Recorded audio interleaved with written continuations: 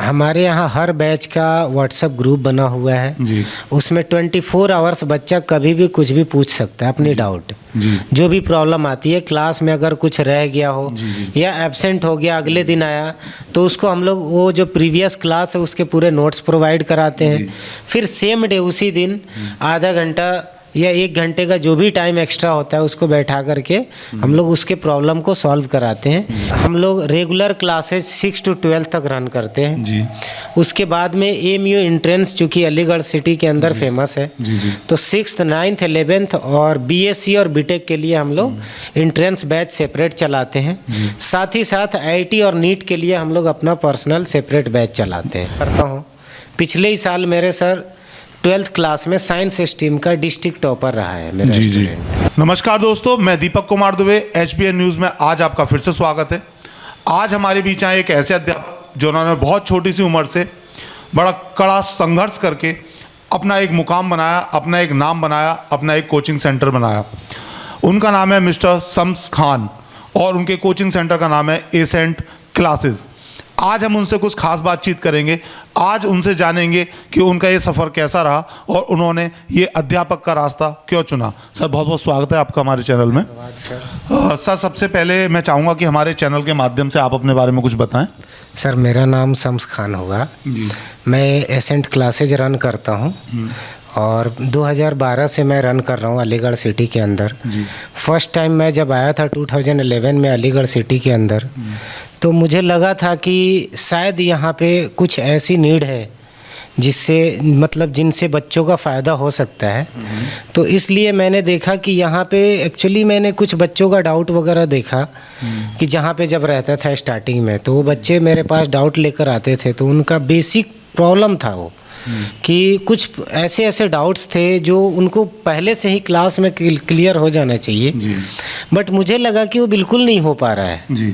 तो मुझे लगा कि शायद हो सकता है इस फील्ड में मेरे लिए बेहतर अपॉर्चुनिटी है और इसलिए मैंने एक एसेंट क्लास। चाहे तो सर आप डॉक्टर भी बन सकते थे, इंजीनियर भी बन सकते थे या किसी और लाइन में ही जा सकते थे सर। लेकिन अध्यापक का रास्ता सर बड़ा संघर्षपूर्ण होता है, ये आप भी जानते हैं। तो आपने सिर्फ ये अध्यापक का रास्ता ही क्यों चूज किया सर? सर मैं ऑलरेडी एक ऑरेकल सर्टिफाइड सॉफ्टवेयर इंजीनियर था जी। लेकिन मुझे लगा कि हो सकता है शायद हमारे इस फील्ड में आने से मैं तो अकेला कामयाब हो जाऊंगा, कोई दिक्कत नहीं है, लेकिन हमारे जो साथ जो हमारे फैमिली में या हमारे आस पड़ोस के जो बच्चे हैं वो फेल हो रहे हैं, फेलियर की तरफ जा रहे हैं एक तरह से। और उनके लिए भी कोई ना कोई एक ऐसा गुरु होना चाहिए जिससे को दिल से तन मन धन हर तरह से उनके साथ खड़ा हो। तो मैंने पूरी कोशिश की कि इन बच्चों के लिए भी मैं ऐसा काम करूं जिससे कि मैं अकेला कामयाब ना हूं, मेरे साथ 10 बच्चे और कामयाब हों। सर आज आपको तकरीबन 11 से 12 साल हो चुके हैं। जी। इन 11 से 12 सालों में सालों के साथ साथ समय भी का भी बहुत बदलाव हुआ है। बिल्कुल सर जब आपने शुरुआत की होगी तो कुछ ही बच्चों से शुरुआत की होगी, आज आपके पास कितनी स्ट्रेंथ है सर? सर मैं जब शुरुआत किया था तो 2 बच्चे मुझे आज भी याद हैं, 2 बच्चे थे हमारे पास और आज के डेट में मेरे पास 150 से 200 की स्ट्रेंथ है और मैं लगातार मेहनत करते आया, आज भी मैं मेहनत करता हूँ। पिछले ही साल मेरे सर 12th क्लास में साइंस स्ट्रीम का डिस्ट्रिक्ट टॉपर रहा है मेरा स्टूडेंट। बहुत बहुत मुबारकबाद और आपको। जिसका सिद्धार्थ नाम है, वो आप सर्च कर सकते हैं, शायद अपने ऐड में भी देखा होगा। तो मैं इन बच्चों के लिए बिल्कुल पागल की तरह पढ़ाता हूँ। मैं फिर वो पैसे वगैरह को नहीं तवज्जो देता, मैं पूरी दिन लगे रहता हूँ अपने बच्चों के साथ कि कहीं से किसी भी तरह की इनकी कोई प्रॉब्लम ना रह जाए। सर जैसे कि अभी इतनी बड़ी स्ट्रेंथ है सर, जी 150 से 200 बच्चे हैं, तो उन 150 से 200 बच्चों को अकेले तो आप सर हैंडल नहीं करते होंगे, इसके लिए आपने फैकल्टी हाई करी होंगी? जी हमारे साथ पूरी टीम है, पूरी साइंस स्ट्रीम की टीम है हमारे साथ। 7 से 8 टीचर हैं हमारे साथ और भी बाकी सपोर्टिंग स्टाफ है। तो सब लोग पूरा कंप्लीटली डेडिकेटेड टीचर है हमारे साथ। ऐसा कोई नहीं है, मैंने सिर्फ यही जोड़ा टीचर्स को बोल करके कि अगर हमारे साथ जुड़ना है तो आप बच्चों को अपना मान के अगर पढ़ा सकते हैं, जुड़ सकते हैं तो आपका वेलकम है, अदरवाइज हमारे साथ जुड़ने की कोई ज़रूरत नहीं है। बिल्कुल सही डिसीजन है आपका। सर एक यहाँ पे सवाल उठता है मेरे जहन में कि आमतौर पे हम देखते हैं, हमने भी एजुकेशन ली है सर, कि अगर बच्चा सही अध्यापक के हाथ में होता है तो वो एक सक्सेसफुल इंसान बन जाता है, एक अच्छा इंसान बन जाता है और एक अपनी लाइफ में सक्सेस कर जाता है। लेकिन वही बच्चा अगर गलत अध्यापक के हाथों में पड़ जाता है तो उसका जीवन नरक से ही बदतर हो जाता है। बिल्कुल होता है। तो सर आपके संस्थान में जो अध्यापक जो आप हायर करते हैं तो उनका आप क्या बेस रखते हैं, उनको किस तरीके से आप हायर करते हैं? सर एटलीस्ट तो हमारे जहाँ जो भी फैकल्टी है हमारे यहाँ जी एटलीस्ट उनकी मिनिमम क्वालिफिकेशन मास्टर्स होती है जी।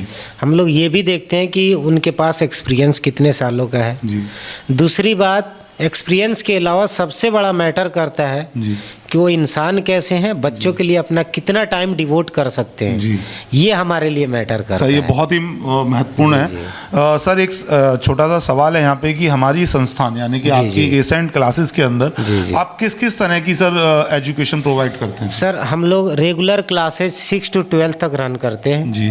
उसके बाद में AMU एंट्रेंस चूँकि अलीगढ़ सिटी के अंदर फेमस है जी जी। तो 6th 9th 11th और BSc और BTech के लिए हम लोग एंट्रेंस बैच सेपरेट चलाते हैं। साथ ही साथ IIT और नीट के लिए हम लोग अपना पर्सनल सेपरेट बैच चलाते हैं। यानी एकेडमिक आपकी 6 to 12 पूरी एकेडमिक है रेगुलर। और एंट्रेंस में आप AMU में 6th 9th 11th जी, और 10th के जी जी आप कराते हैं। इसके अलावा आप BSc और BTech के लिए। सर बहुत अच्छा। सर मैं मानता हूँ कि आज के कोचिंग सेंटर में अगर मैं देखूं नॉर्मली कहीं जाते हैं तो 10 से 20 या 50 या 60 बच्चे एक एक क्लास में होते हैं। अब बच्चा पढ़ रहा है या नहीं पढ़ रहा टीचर्स की कोई रिस्पॉन्सिबिलिटी नहीं होती, वो सिंपली बस उसका अपना काम कराया और डे का खत्म हो कर दिया। तो क्या आपके संस्थान में बैचेस का कुछ आपने क्राइटेरिया रखा हो कि मैं इतने बच्चों से ज़्यादा या इतने बच्चों से कम नहीं रख सर रहा हूं? हमारे यहाँ एक बैच में मैक्सिमम स्ट्रेंथ 20 होती है। अच्छा। उससे ज़्यादा अगर कोई स्ट्रेंथ होता है हमारे यहाँ तो दूसरा बैच स्टार्ट करते हैं। जी जी। दूसरी बात की 20 बच्चों का जो हम लोग बैच बनाते हैं जी। उसमें सारे टीचर का यही फोकस रहता है इंडिविजुअल अटेंशन रहे बच्चों पे। जी। कोई भी बच्चा ऐसे ना हो जो जिसको समझ में नहीं आए जी जी। और वो चला जाए बैठ करके। जी जी। क्योंकि मोस्टली बच्चे होता है मोस्टली कोचिंगों में होता है तो हम लोग क्या करते हैं उनके लिए जो टेस्ट ऑर्गेनाइज करते हैं मैन टू मैन बच्चों को हम लोग फेस टू फेस बैठा करके चेक करते हैं उनके ही सामने कि बेटा देखो प्रॉब्लम क्या है तुम्हारी। जी जी जी। और फिर उस प्रॉब्लम को सॉर्ट आउट करवाते हैं। जी सर देखिए जैसे एक ऐसा होता है कि कुछ बच्चे आते हैं कभी कभी किसी बच्चे की क्लास में सो जाती है। जी जी जी। तो बहुत सारे ऐसी प्रावधान होता है कि उनको एक डाउट क्लासेस दी जाती हैं, एक्स्ट्रा क्लासेस दी जाती हैं। तो क्या आपके संस्थान में या ऑनलाइन प्रोसेस के थ्रू उनको समझाया जाता है जो बच्चा नहीं आ पा रहा, बीमार हो गया लेकिन वो आपके संस्थान से जुड़ा हुआ है जी जी। लेकिन आ नहीं पा रहा है, तो क्या ऑनलाइन फैसिलिटी भी अवेलेबल है आपके पास? सर हमारे यहाँ हर बैच का व्हाट्सएप ग्रुप बना हुआ है जी। उसमें 24 आवर्स बच्चा कभी भी कुछ भी पूछ सकता है अपनी डाउट जी। जो भी प्रॉब्लम आती है क्लास में अगर कुछ रह गया हो जी। या एब्सेंट हो गया अगले दिन आया तो उसको हम लोग वो जो प्रीवियस क्लास है उसके पूरे नोट्स प्रोवाइड कराते हैं। फिर सेम डे उसी दिन आधा घंटा या 1 घंटे का जो भी टाइम एक्स्ट्रा होता है उसको बैठा करके हम लोग उसके प्रॉब्लम को सॉल्व कराते हैं। तब तक समझ ना आ जाए जब तक उसको हम छोड़ते नहीं हैं। सर एक सवाल यहाँ पे ये है कि नॉर्मली क्या होता है शहर के बच्चों की बात करूँ या शहर के गार्जियंस की बात करूँ तो वो अवेयर होते हैं। जी जी बिल्कुल। ठीक है और वो फीस देने में भी सक्षम होते हैं। लेकिन जो ग्रामीण क्षेत्र के बच्चे होते हैं उनके अंदर झील होती है, वो करना चाहते हैं, मकसद है उनका, लेकिन कुछ वजह से वो पीछे रह जाते हैं जैसे कि अवेयरनेस की कमी रहती है या थोड़ा बहुत फाइनेंस की भी प्रॉब्लम होती है। तो आप उनको किस तरीके से देखते हैं? क्या आप कुछ स्कॉलरशिप ऐसा प्लान करते हैं अपने संस्थान के अंदर? बिल्कुल गरीब तबके का बच्चा है वो पढ़ सके, उसके सामने पैसे की कोई भी दुविधा ना आए। देखिए सर हमारे यहाँ जो भी मेरिटोरियस स्टूडेंट आते हैं जी। उनके लिए हमारे यहाँ 100% स्कॉलरशिप की फैसिलिटीज है। जी। अगर वो पढ़ सकते हैं मेहनत कर सकते हैं हमारे लिए फ्री ऑफ कॉस्ट है हमारे यहाँ। जी, जी, जी। दूसरी बात कोई बच्चा गांव से है भाई वो पढ़ाई नहीं है जी। तो उसके लिए क्या है जी। पैसा भी नहीं है जी। तो उसका भी पढ़ाने का हमारी जिम्मेदारी है। बिल्कुल। तो दूसरी बात अगर ऐसे बच्चे हमारे यहाँ आते हैं जी। और वो चाहते हैं कि नहीं मेरे पास कुछ नहीं है लेकिन फिर भी मुझे पढ़ना है, जी। उनके अंदर पढ़ने की चाहत है जी। तो कभी उसको हम उससे महरूम नहीं होने देंगे। उसको पूरी तरह से फैसिलिटीज देंगे, मतलब पैसा पढ़ाते बीच में नहीं हैं, आएगा। कोई ऐसा मैटर नहीं है। जी जी। बिल्कुल हम लोग उसको 100% फैसिलिटीज देंगे जी। और जो सर्विस बाकी बच्चों को देते हैं सेम वही सर्विस उनको भी देंगे। यानी कि ये तो बहुत अच्छी सोच है सर आपकी। एक सवाल यहाँ पे ये आता है कि सर जैसे कि अब 100 से 150 या 200 250 बच्चे जब होते हैं तो कुछ बच्चे तो ऐसे होते हैं जो पढ़ने वाले होते हैं, जिनके अंदर लगन होती है पढ़ना है मुझे, लेकिन कुछ बच्चे ऐसे होते हैं जो घर से जबरदस्ती भेजे जाते हैं कि मेरा तेरा एडमिशन कराया तो ये जाना ही जाना है, तो वो सिर्फ मस्ती करने आते हैं जो माहौल खराब करते हैं। तो ऐसे बच्चों के लिए आपकी संस्थान में क्या रूल और रेगुलेशन है? सर देखिए, हर कोचिंग में वो बच्चा, हर स्कूल में इस तरह के बच्चे आते ही हैं, लेकिन कई बार होता है ना कि माहौल का बड़ा फर्क होता है।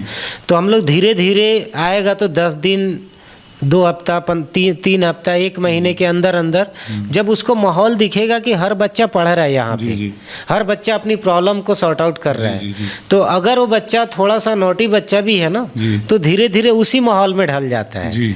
तो उस माहौल का बड़ा फर्क आता है। तो हम लोग उसके लिए, जब वो ढलना ही नहीं चाहे तो सर उसका तो कोई इलाज नहीं है ऐसा, आप उसे हाथ लेकिन फिर भी हम लोग फिर भी पेरेंट्स को बुलाते हैं, काउंसलिंग सेशन रखते हैं, पूरी तरह से हम मेहनत करते हैं कि वो बच्चा बाय हुक एंड क्रूक कैसे भी पढ़ ले, कामयाब हो जाए।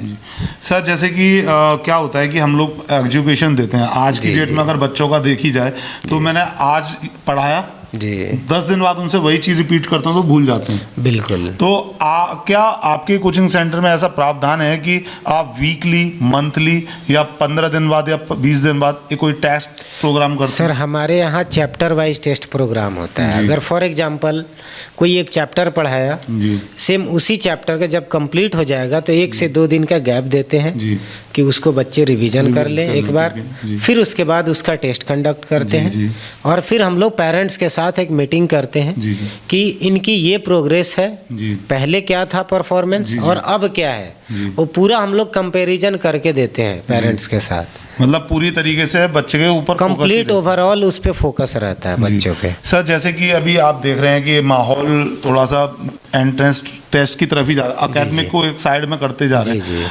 तो आप क्या सोचते हैं कितना ये सही है या बच्चे को एकेडमिक पे भी फोकस करना चाहिए एंट्रेंस के साथ साथ? सर मैं कहता हूँ सिर्फ और सिर्फ एकेडमिक करना भी गलत है और सिर्फ कॉम्पिटिटिव में भी जाना गलत है, क्योंकि कुछ बच्चे हमने ऐसे देखे हैं कि कॉम्पिटिटिव में कुछ बच्चों का आईटी में सिलेक्शन हो गया लेकिन बोर्ड में उनका लेस देन 60% आ रहा है। What is the reason behind it? क्योंकि एकेडमिक पर फोकस, क्योंकि एकेडमिक कभी फोकस ही नहीं किया।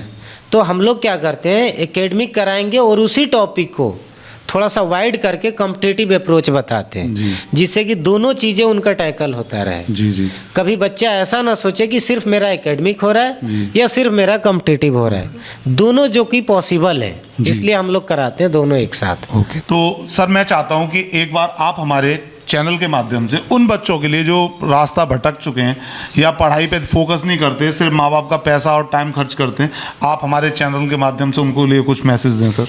ऐसे बच्चे जो भी कर रहे हैं वो गलत है, क्योंकि एक बार बस आप सोच लो कि आपके पेरेंट्स आपके लिए क्या चाह रहे हैं, आपके टीचर्स क्या चाह रहे हैं।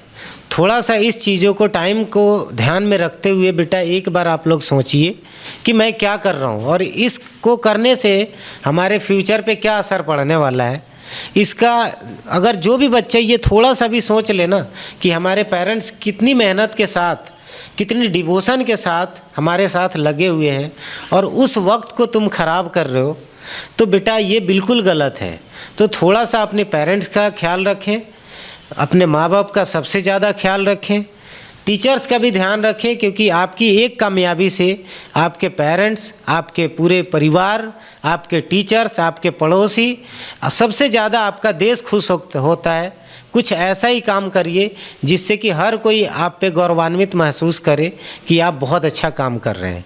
सर आपका बहुत बहुत धन्यवाद, आपने अपना कीमती समय हमें दिया। Thank you so much. आपका भी बहुत बहुत धन्यवाद सर। धन्यवाद सर, क्योंकि आप एक ऐसे ऑर्गेनाइज प्रोग्राम कर रहे हैं, क्योंकि बहुत लोग ऐसे हैं जिनको मौका नहीं मिलने की वजह से वो हिडन में ही रह जाते हैं, पब्लिकली नहीं आ पाते। उनके अंदर एक अच्छी सोच है फिर भी पब्लिकली नहीं आ पाते, और उस काम को आप कर रहे हैं, ये समझ लीजिए हाईली अप्रिशिएबल है और ये बहुत बड़ा काम है। बहुत बहुत धन्यवाद सर। हमारे चैनल का उद्देश्य ही यही है कि ज़्यादा से ज़्यादा आप जैसे महान व्यक्तियों को जो अपनी इतनी संघर्ष कर रहे हैं और अपना ज्ञान प्रोवाइड कर रहे हैं, उनको अपने चैनल के माध्यम से सामने लाएं पब्लिक के। Thank you so much sir. धन्यवाद। तो ये थे हमारे साथ मिस्टर शम्स खान, जो एसेंट क्लासेस के डायरेक्टर हैं। सर के कॉन्टैक्ट डिटेल्स, सर की लोकेशन हमारे चैनल पे अवेलेबल रहेगी। किसी भी प्रॉब्लम होती है पढ़ाई से रिलेटेड, कोई भी डाउट होता है, कोई भी क्वेरी होती है, आप सर को कॉल कर सकते हैं, सर के सेंटर में विजिट कर सकते हैं। मैं दीपक दुबे, HBN न्यूज़, अलीगढ़। धन्यवाद।